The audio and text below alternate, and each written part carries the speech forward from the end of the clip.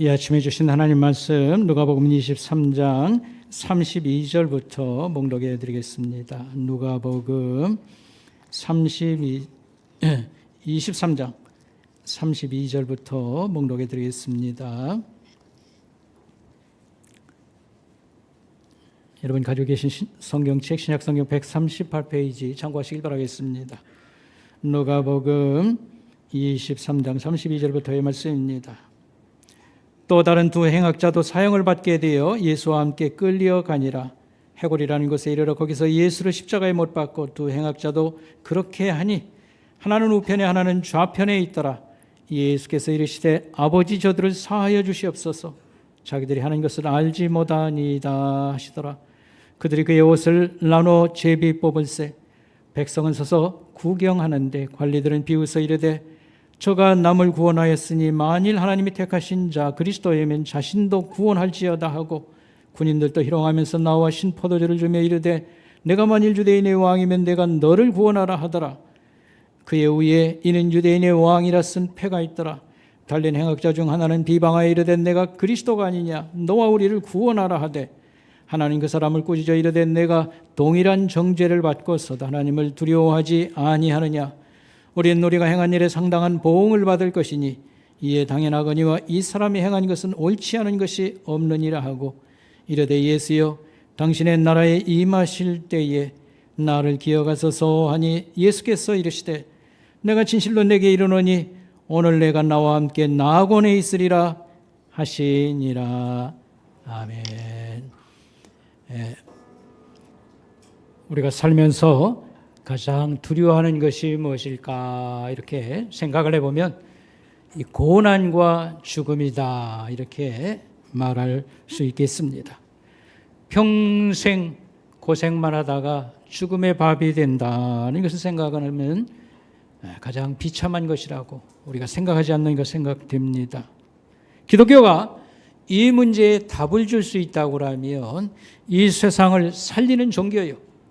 그 다음에 구원의 종교다 이렇게 말할 수 있겠습니다.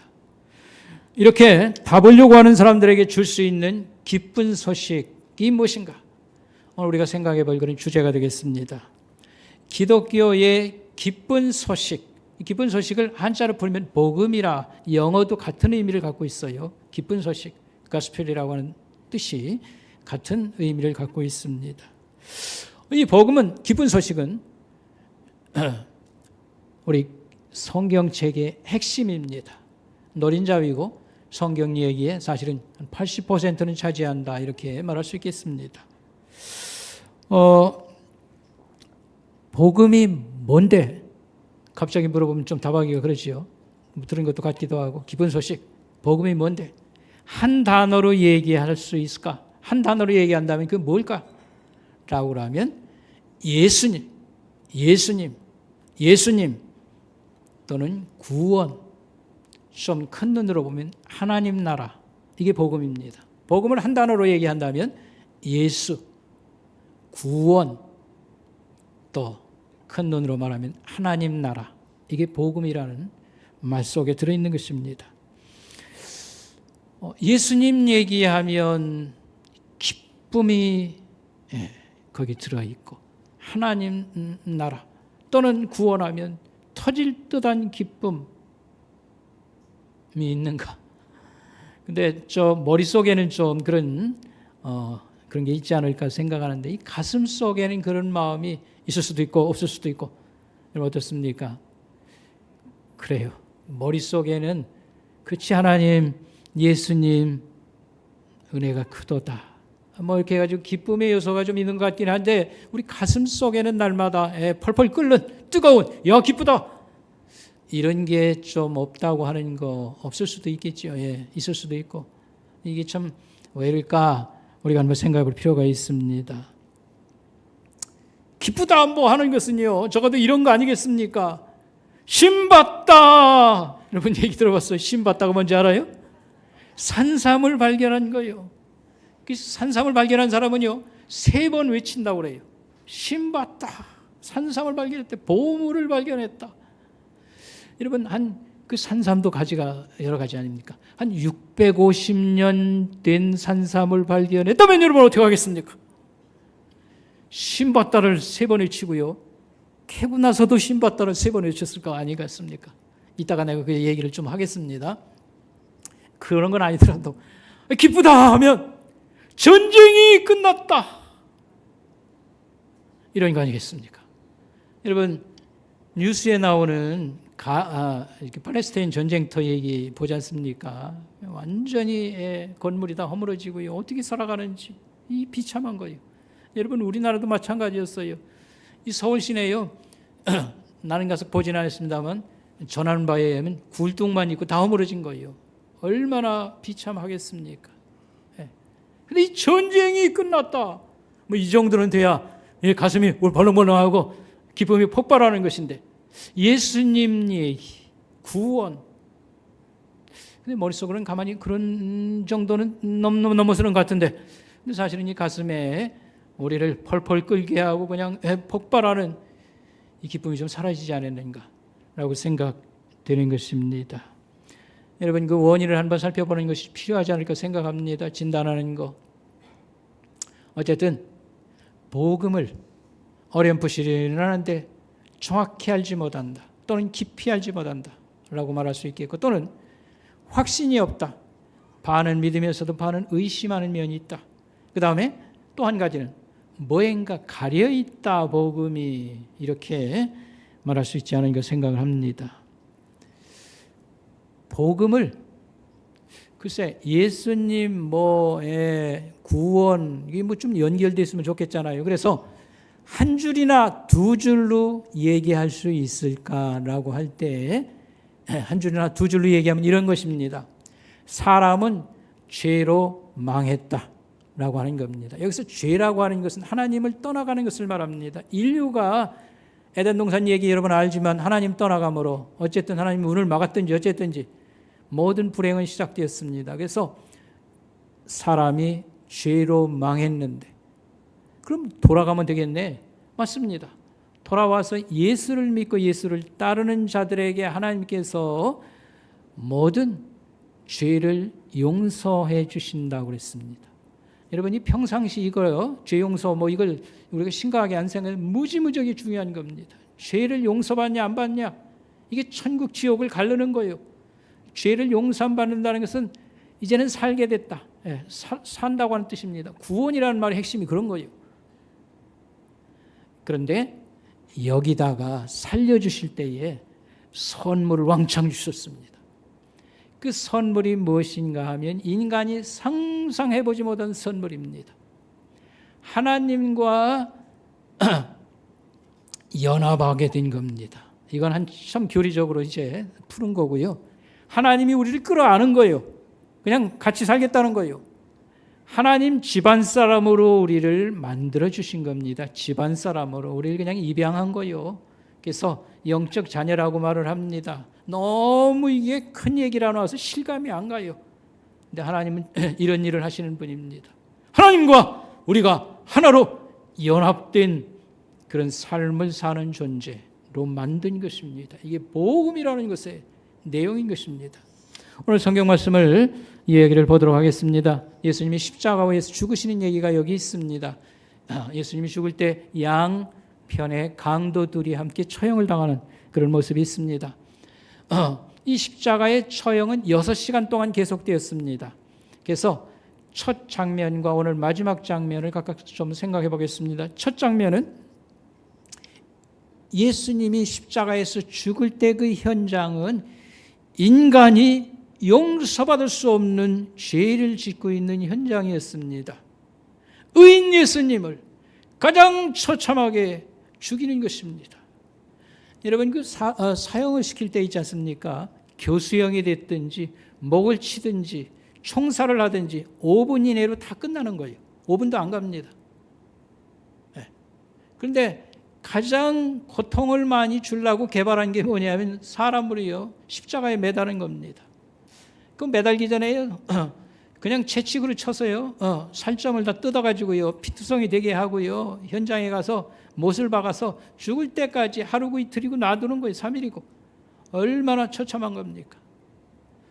예수가 누군지를 안다고 그러면 어쨌든지 가장 못된 짓 잔인하게 그를 죽였습니다. 그 다음에 하나님이 하시는 일을 계속 조롱을 하는 거예요.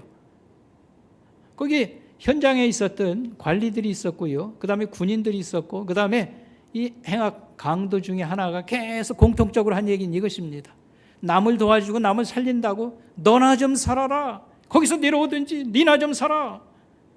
하나님의 인간 구원의 큰 드라마, 큰 얘기를 조롱하고 있습니다.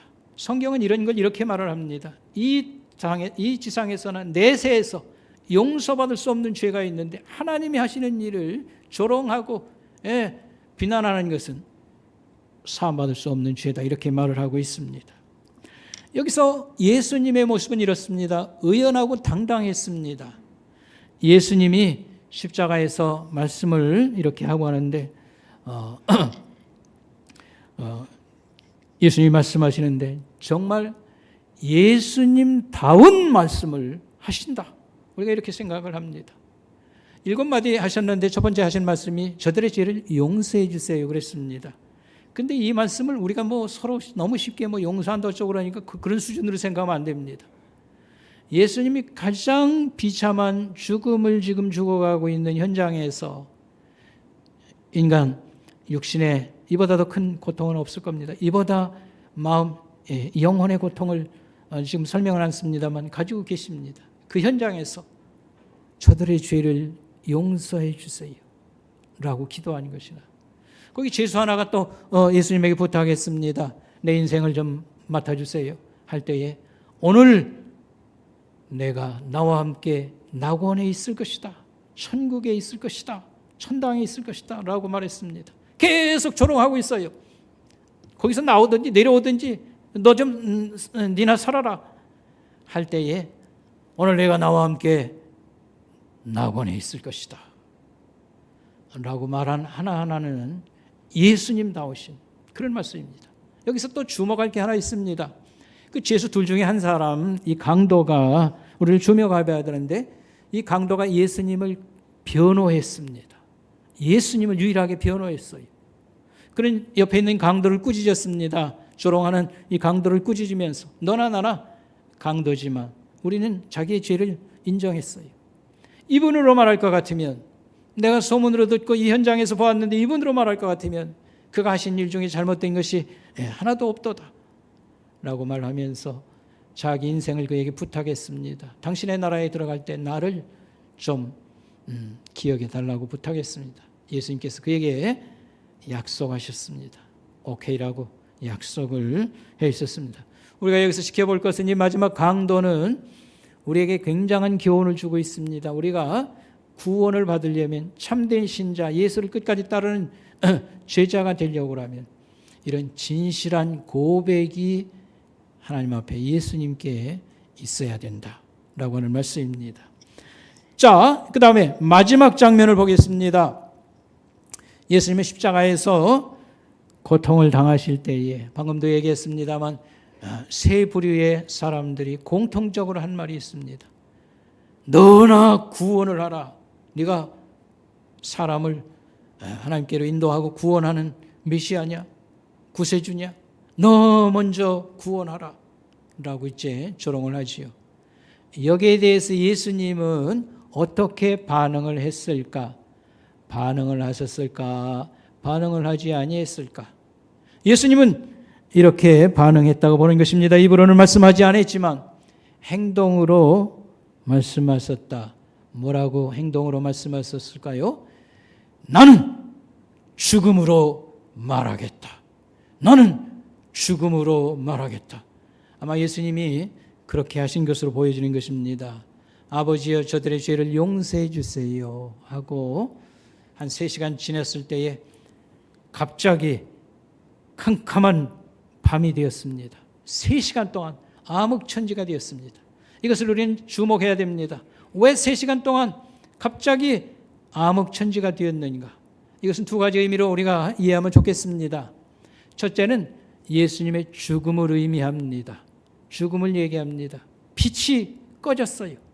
세상에 빛으로 오신 그분이 지금 죽음 가운데 들어가십니다. 그래서 빛이 꺼졌도다. 예수님의 죽음을 의미하고, 또 한 가지는 아파하시는 하나님의 그 참으로 고통스러운 마음을 표현한다 보면 좋겠습니다. 어쨌든 아들이 죽는 그런 현장, 아버지의 마음은 어떻겠습니까? 하나님의 아픈 마음을 이것으로 또한 표현한다, 이렇게 말할 수 있겠습니다. 자, 그러면 예수님의 죽음은 어떤 의미가 있냐라고 하는 것입니다. 로마 제국의 폭력 앞에 비참하게 죽어가는 한 불쌍한 죄수인가, 아니면 그거보다 더 다른 의미가 있는가라고 하는 것입니다.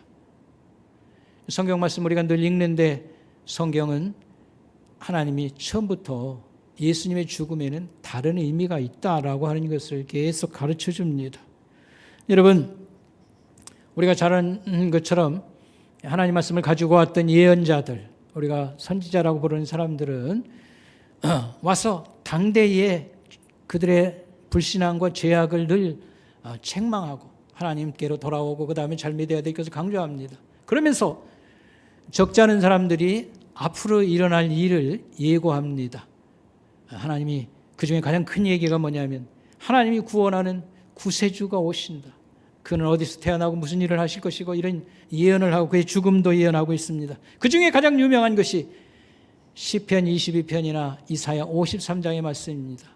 예언자 이사야는 이사야 53장에 이렇게 말을 했습니다.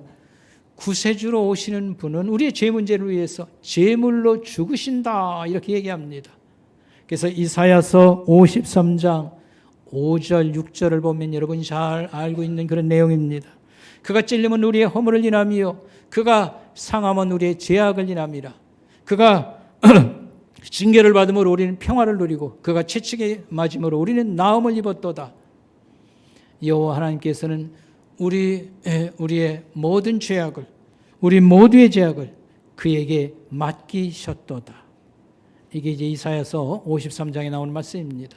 또 구약 성경의 마지막 선지자였던 세례요한, 예수님 앞에 와서 선구자 노릇을 했지요. 그는 예수님을 이렇게 예고하고 선언했습니다. 세상 죄를 지고 가는 하나님의 어린 양을 보아라. 여기에는 제물로서의 어떤 구세주의 그런 역할, 이런 것을 담고 있다고 보는 것입니다. 예수님은 최후의 만찬 식사에서 자기의 죽음의 성격을 얘기했습니다.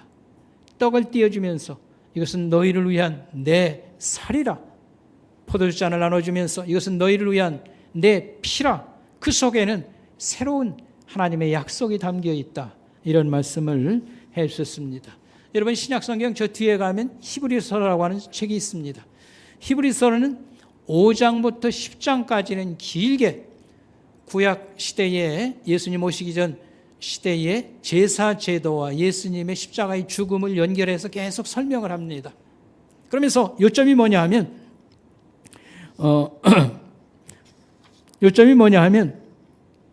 예수님은 완벽한 제사를, 예수님은 완벽한 제사를 이렇게 한 번에 우리를 위해서 제사를 드렸다. 왜 예수님의 제사가 완벽한 제사냐 하면, 저는 완벽한 제사장이다. 불완전한 제사장들은 돌아가면서 제사장 노릇 하다 그냥 늙고 죽으면 또 다른 사람이 하고 끊임없었지만, 이분은 하나님의 아들로 완벽한 제사장이다. 그는 제물로서 완벽한 제물 되시는 분이다. 그리고 그는 하나님의 약속을 다 이루실 수 있는 그런 능력을 가지신 분이다. 그러므로 그분의 제사는 한 번으로 완벽한 제사를 지내셨다. 그래서 히브리서 10장 14절에는 이렇게 말했습니다. 한 번의 제사로 그는 거룩한 자들, 믿는 우리를 가르칩니다. 영원히 완전하게 만드셨도다. 이렇게 말을 하는 것입니다. 그래서 하나님께서 이 완벽한 제사를 받으시고 이제 우리 문제 다 해결한다는 뜻에서 하신 일이 한 가지 있어요. 여러분 45절을 보시기 바랍니다. 누가복음 23장 45절. 하나님께서 성소의 휘장 한가운데를 찢으셨다. 이것은 하나님이 성소의 벽을 허물었다는 뜻입니다. 이제는 제사는 이제 더 이상 죄를 위해서 제사는 이제 필요 없다. 이런 뜻입니다. 우리의 죄는 다 해결되었고 예수님의 공로로 우리는 죄인에서 의인으로 대접을 받으며 그리고 예수님이 우리를 하나님 앞으로 데리고 가신다. 내용이 이런 것입니다. 자, 그래서 간단히 요약하면요. 예수님의 십자가의 죽음은 우리의 구원을 위한 제물로서의 죽음이다. 이런 말씀입니다. 너나 구원해라. 거기서 내려와. 너나 구원해. 라고 말할 때 예수님은 나는 죽음으로 대답하겠다. 내가 죽음으로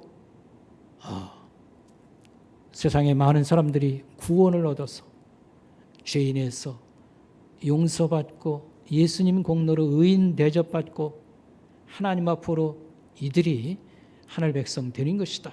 이런 것을 말씀해 주신 것입니다.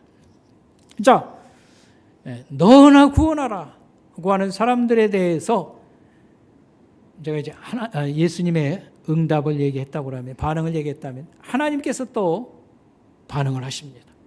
너나 구원하라 라고 할 때에 하나님께서 반응한 것은 무엇입니까? 속으로 하나님이 이렇게 말씀하신 것 같아요. 야, 너희들이 하는 일은 맨날 그냥 죽이는 일이나 하지. 내가 하는 일은 살리는 일을 하는 거야.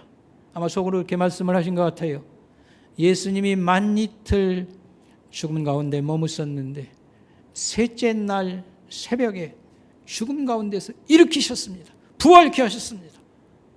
이것은 세상을 놀라게 하는 게 아니라 세상을 완전히 뒤집어 놓은 사건이었습니다.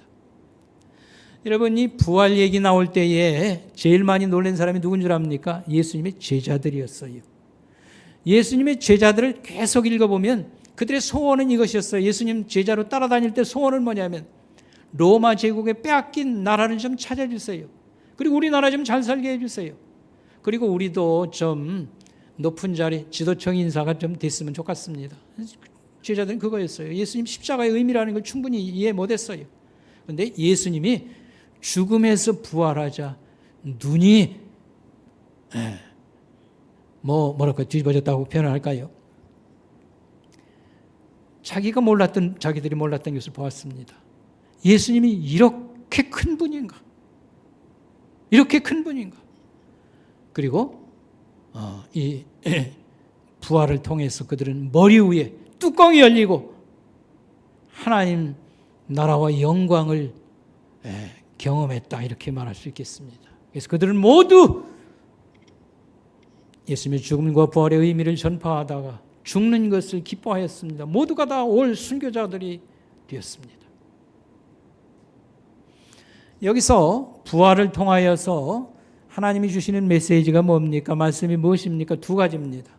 하나님은 부활을 통해서 우리에게 주시는 말씀이 두 가지인데, 개인의 구원이나 개인이나 살게 해주는 거, 그저 뭐 잘 좀 이렇게 살게 해주는 거, 그 다음에 어느 나라나 찾아주고 잘 되게 하는 거, 그게 하나님의 구원의 목적이 아닙니다. 온 세상을 바꾸어 놓으시는 겁니다. 구원하시는 겁니다.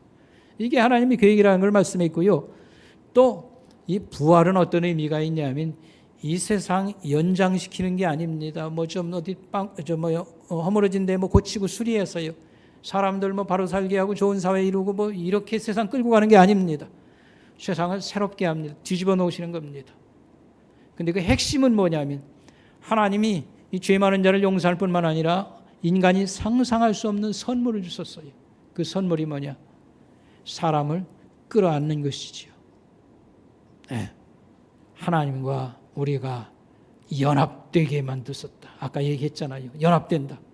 하나님의 족속 집안 사람으로 만들었습니다. 입양시켰습니다. 하나님의 영적 자녀가 되게 하셨도다. 성경이 계속 가르치는 그런 말씀이 되겠습니다.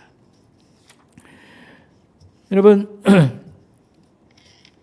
하나님께서는 복음보다 큰 선물을 주시지는 않습니다.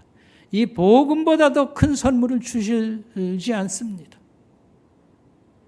복음보다 큰 하나님의 선물이라는 것은 있을 수가 없는 것입니다. 그래서 성경은 이렇게 말합니다. 내게 있는 모든 것을 팔아서 버려서라도 이것을 사라.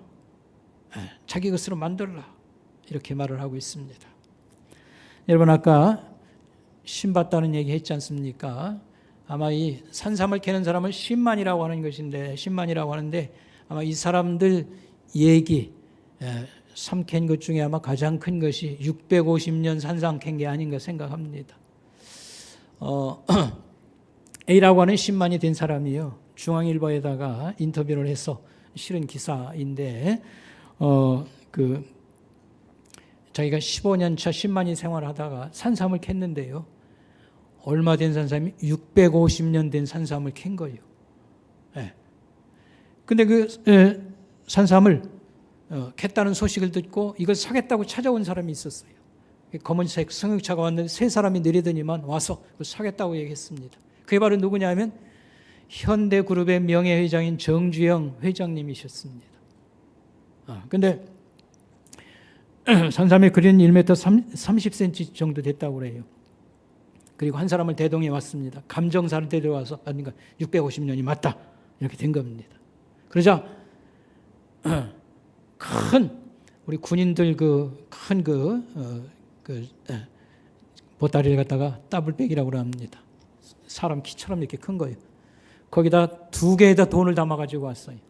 그게 얼마냐면 7,800만 원. 이게 언제 일이냐면 1980년쯤 일입니다. 1980년쯤. 7,800만 원을 갖다 쏟아놨는데 산처럼 크게 보였다고 그래요. 그 산삼 캔 돈 얘기예요. 산처럼 크게 보였다고 했습니다. 근데 이 돈은 어느 정도의 가치가 있냐면 서울 강남의 은마 아파트 4채 사는 돈이에요. 그 당시 2천만 원 조금 더 주면 은마 아파트 한 채 샀으니까요. 산삼 이것을 아파트 4채 값. 그 당시에 그 대기업 처음 들어간 신입사원이 30만 원을 받을 때라, 이제 그렇게 했습니다. 그래서 그 자리에서, 산삼을 그 자리에서 다 먹어야 이게 효과가 있다는구만요. 그래서 그 아내 되는 사람이 물을 떠다가 그걸 깨끗이 앉아서 앞에서 닦았다고 했어요. 그래서 회장님이 주머니에서 수표로 70만 원을 딱 준 다음에 그 자리에서 3시간 30분 동안 이 산삼을 잘근잘근 씹어서 다 잡수셨다라고 말했습니다. 여러분 무슨 얘기 하려고 합니까? 복음은 우리가 날마다 잘근잘근 씹어 먹어야 됩니다. 우리 것으로 계속 묵상하고 계속 여기서 기쁨이 나는 것입니다. 하나님의 최고의 선물을 줬는데 저리 멀쩡히 놔놓고 딴 일 보러 돌아다니고, 산삼 있는데 안 캐고 가을에 오겠다고 그런 사람 있겠어요? 우리가 성경을 읽을 때에도 창세기부터 계시록까지 한 번 읽었는데 2번 읽는, 그게 중요한 게 아니에요. 뭔가를 여기서 건지기 위한 거 아닙니까? 복음을 읽어야 돼요. 예수님 얘기는,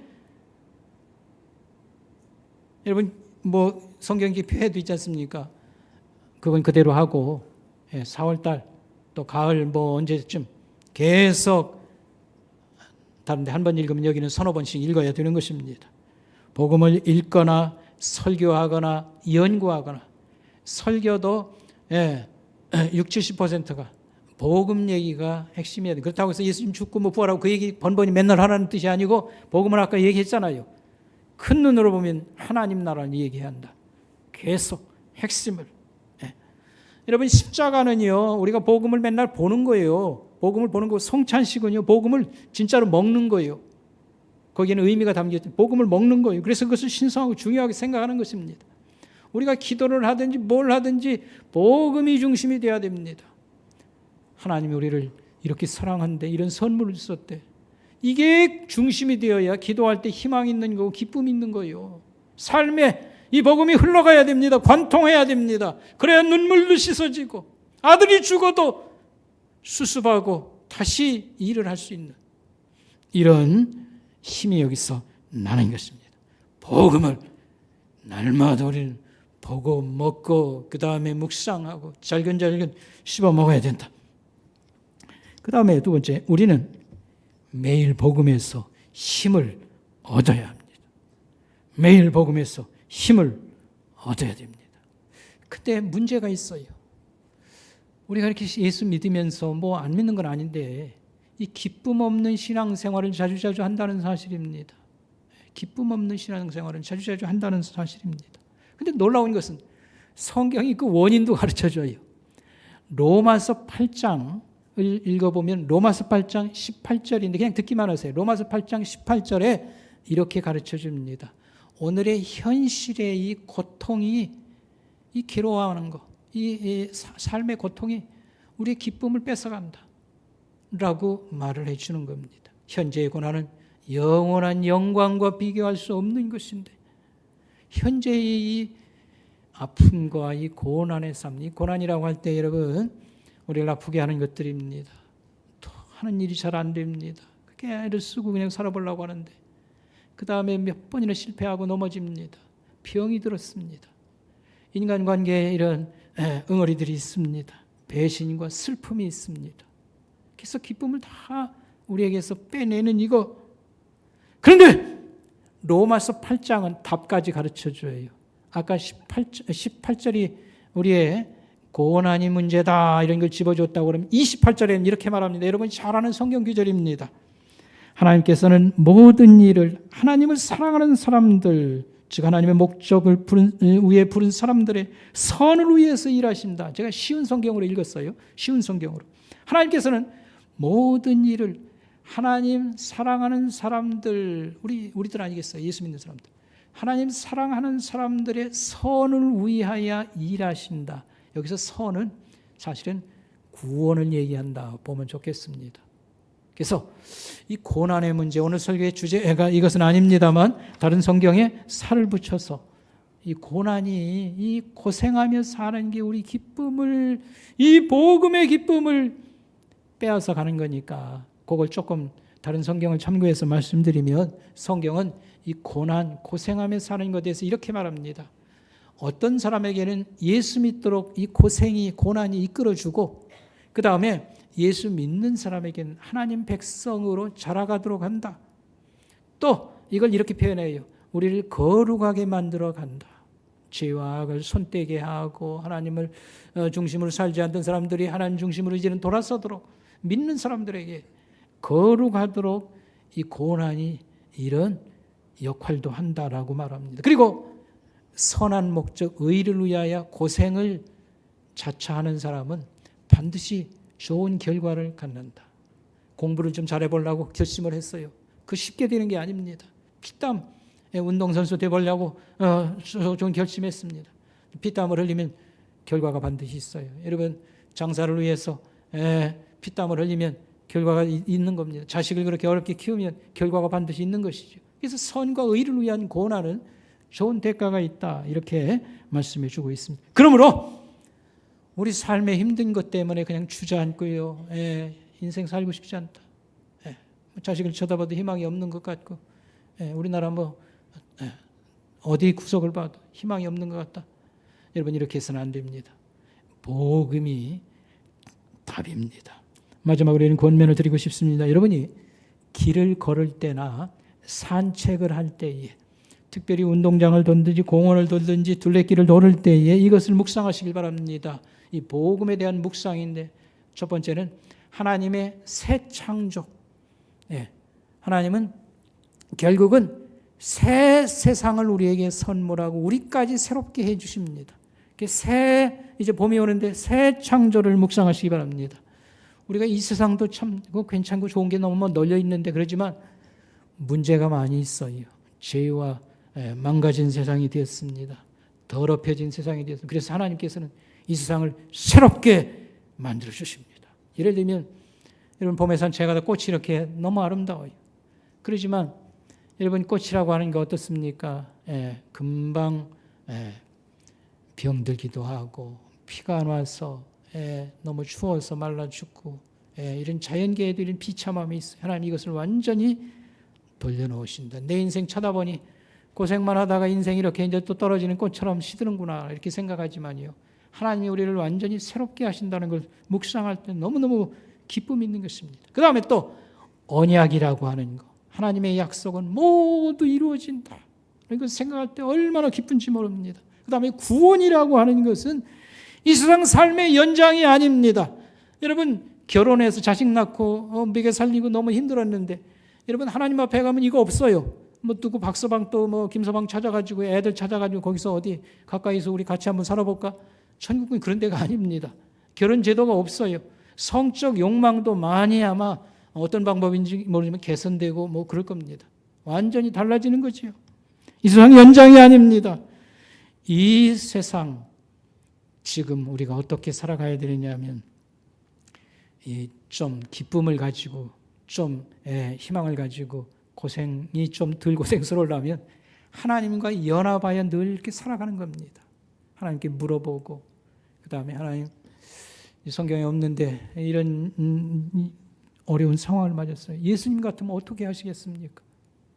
우리가 이렇게 생각하고 거기서 답을 찾고 어쨌든 방법은 하나님과 연합되어 여기서부터 살아가는 것이 좀 그래도 기쁨을 많이 하고요. 고생을 면하는 방법이다 이렇게 말할 수 있겠습니다. 오늘 말씀을 한번 복습해 보겠습니다. 복음을 한자로 말하면 뭐라고요? 예수님, 또 구원, 또 하나님 나라. 이건 좀 큰 눈으로 얘기한 겁니다. 그 다음에 한 줄이나 두 줄로 복음을 얘기하면 뭡니까? 사람은 뭘로 망한다? 죄 때문에 망하게 되었어요. 죄라는 건 뭐냐? 성경에서 말하는 죄라는 건 하나님을 떠나는 걸 얘기합니다. 돌아오면 되겠고 맞습니다. 돌아와서 예수님을 믿고 예수님을 따를 때에 하나님이 약속한 게 있어요. 뭐 한다고요? 우리의 모든 죄를 용서해 준다. 이게 사람이 이제 살게 되었다는 뜻입니다. 이제는 살게 된 거예요. 그게 바로 구원이라는 말입니다. 거기다가 뭘 안겨주었다고요? 상상할 수 없는 선물을 주셨어요. 그게 바로 뭘까요? 하나님의 이제 뭐 자녀가 되겠다라든지 이런 것인데 하나님이 말하면 우리를 끌어안은 겁니다. 하나님과 연합을 시켰어요. 갖다가 찰딱 붙인 거예요. 연합. 하나님의 집안 사람으로 만들었도다. 입양시켰도다. 하나님의 영적 자녀로 만들었도다. 상상할 수 없는, 인간이 상상할 수 없는 그런 복을 우리가 받았습니다. 아멘. 이게 이제 믿어지려면 계속 이 복음을 묵상하고 할 때에 그것이 내 것이 될 것입니다. 여러분 마지막 막차 타고 한편 강도가 천국에 들어갔다. 정말 아슬아슬한 모험이요 박수 받을 일인데 한 사람 얘기 더 하고 마치도록 하겠습니다. 그 시인 가운데요, 교과서에 나왔던 서정주라고 하는 시인이 있습니다. 민족의 시인이라고 하고요, 불교를 대표하는 시인이기도 합니다. 시인협회에서 시 쓰는 시인들에게 설문을 했어요. 가장 좋아하는 시가 뭡니까? 당신은 누구를 존경합니까? 해서 설문을 받았어요. 했더니 1등으로 뽑힌 사람이 누굴까요? 미당 서정주 선생이었습니다. 그래서 그 사람 교과서에서 국화협회에서 여러분 그 시 알고 있죠? 그런데 그 유명한 시 가운데 자화상이라고 하는 시, 시인들 그걸 뽑았어요. 자화상이라는 시.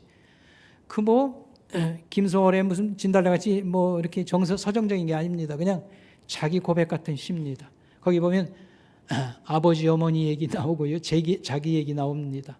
자기 얘기 나올 때 이렇게 말을 했어요.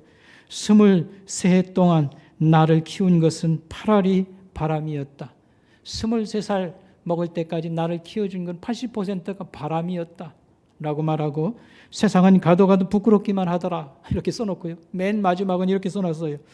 벼치거나 그늘이거나 혓바닥을 늘어뜨린 병든 숙회 모양으로 헐떡이며 나는 왔다.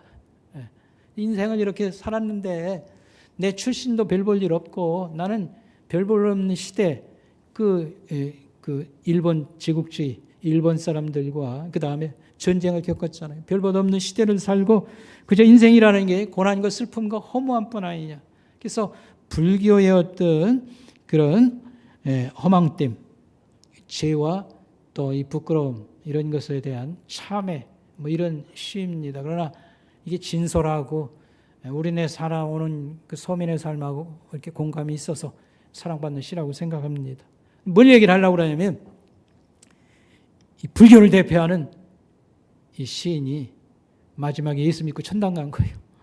그래서 서정주 시인 아는 사람은요, 이 동국대하고 뭐 교수도 하고 그래가지고요, 불교하고는 떼낼 수 없어요. 마지막 장례식도요 불교식으로 했어요. 근데 제가 들은 바에 의하면 목사님 몇 분이 마지막 날 환송 예배를 먼저 드리고 하도 불교에 유망하니까 불교장으로 장례를 지냈습니다만 그는 막차에 예수 믿고 천국 간 사람입니다. 아마 그 가족들, 자녀들이 아버지를 전도했던 것 같아요. 그래서 그는 거창 사람인데 거창에 서정주 문학관이 있습니다. 서정주 문학관 안에는 그가 평상시 읽었던 성경책, 마지막 그 읽었던 성경책이 있고요. 안경하고 거기 놓여 있습니다. 허망된 허무한 인생이지만 마지막 하나님의 환영을 받았으며 이것같이 인생을 복되게 마친 사람이 또 누가 있겠습니까? 우리의 미래가 이런 영광과 희망이 있는 그런 삶입니다. 기도하겠습니다. 하나님 아버지 하나님 감사합니다. 죄 많은 세상, 문제 많은 세상에서 이것에서 희망을 가지고 저것에 희망을 걸지만 이래서 속고 저래서 속고 나 자신에게 속어서 오늘날 희망 없는 그런 존재가 되었사오나 하나님이 우리를 불쌍히 여기시고 맞아주시고 하나님의 집안 사람으로 삼아주셨사오니 너무도 감사합니다. 하나님 이 복음을 우리가 깊이 알아가게 하옵시고 복음을 날마다 묵상하며 기뻐하며 소망 중에 살아가는 우리 성도들 다 되게 하여 주시옵소서. 예수님의 이름으로 감사하며 기도드립나이다. 아멘.